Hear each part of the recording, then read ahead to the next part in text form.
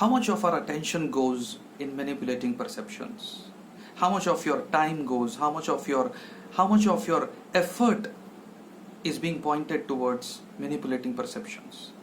Well, right from the first moment you wake up in the day till the last moment you retire to your bed, probably most of our energy, attention and effort is being directed towards manipulating perceptions. And why do we do that? The reason we do in most cases is we want to impress others. Of course, everybody wants to impress others. The reason we want to impress others is we seek approval. And there are some patterns that we are used to. There are certain patterns we are got habituated of, and in a very unconscious and subconscious manner, we have already been trapped by these patterns, and we unconsciously keep behaving, keep repeating those habitual actions. And one of those habitual actions is to make an effort to be perceived as good by others. And for that to happen, probably you need to manipulate perceptions, because you don't want the world to see your dark side of your life. You don't want others to know that side of the life which you do not want them to. And for that to happen, and for the kind of image that you want to impose upon the people, for the kind of image that you want to impose upon the society, probably you will have to do something about it. And to be able to do about it, you have to wear dresses, a certain kind of dresses, you have to behave in a certain way, you have to speak in a certain way, you have to walk in a certain way, you have to read a certain kind of books, you have to talk in a certain way. There are many things which you will have to do, and which you understand from inside or you copy from outside. And whether you call it image development, or you call it personality development, or probably any beautification that you do to it, the core purpose of that is to improve people's perception about you. Now, the point is not whether it's good or not, because yesterday I was listening to an audio where an international expert says that it's good to manipulate, it's okay to manipulate when your intention is right. Well, I totally agree with her, because how would we even help our children understand what life is and how to behave themselves, how to learn from the society, and what to learn, what not to learn from society, without even being able to do certain manipulation in their best interest. And we do that always.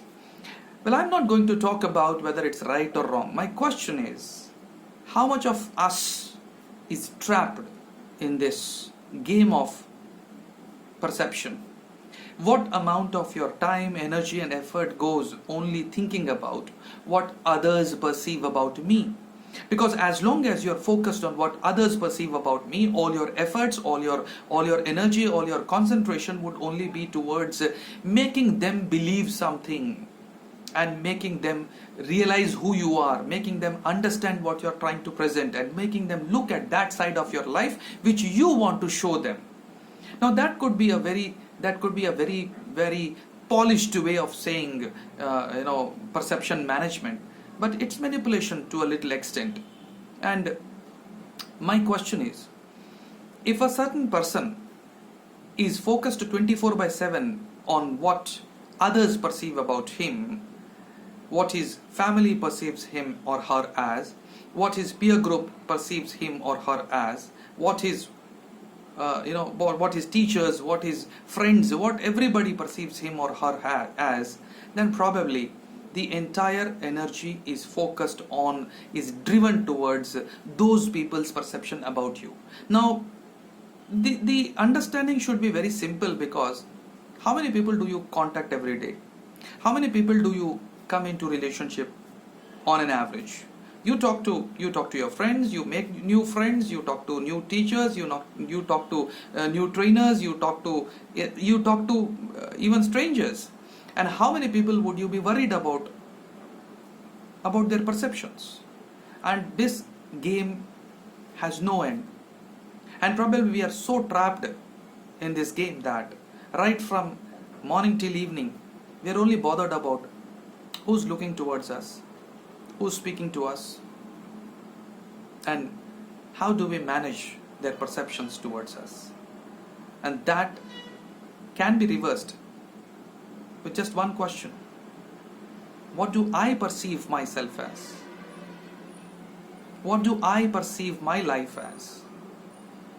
What do I perceive this life, these people as? It's about your perception towards life that matters more than others' perception about you. And as long as you are not focused from inside, then probably you are living an outside in life. Both ways it might be a mind game.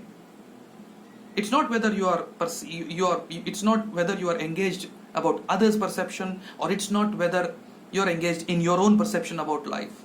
The point is, how much are you aware about this process? How much are you conscious about this process? How often do you come back to think, why am I so bothered about what others perceive about me? What makes me think that others' perception about me will give me a sense of well-being? This is like sitting for meditation and meditating on what others are thinking about me. Doesn't it sound silly? How often in a day you just want to impress others by the kind of choices you make, by the kind of decisions you make? Have you ever been worried about any decision making? You wanted to decide something, but then you thought to yourself, what others will think about it, what my society will think about it. And most of our life is trapped in that perception trap. Well, if you really want to free yourself, if you really want to reconnect with your authentic self, at some point you should reflect back into what you perceive life as. Life starts from you,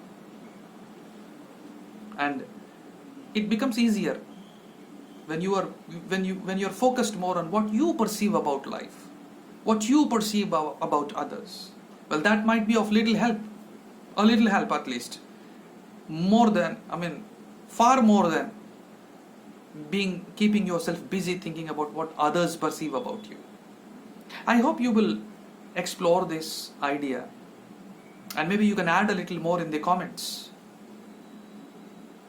This was just an insight I wanted to share with you, but probably you got the idea that I wanted to share with you.